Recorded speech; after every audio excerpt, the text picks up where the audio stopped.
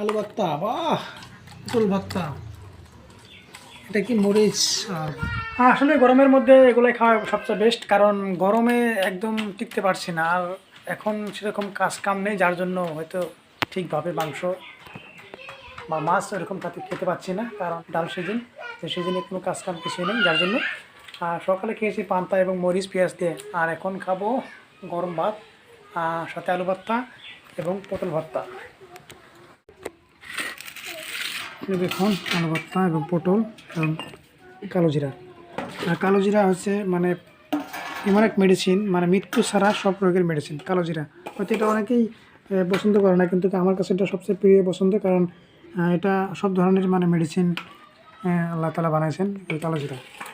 তো এই কালো জিরাটা আমি ভাত খাবো আজকে। আর কালো জিরাটা সবসময় এটা আমার ঘরে আমি রেখে দিই, কারণ কখনো আমি খেয়ে খুব মজা পাই।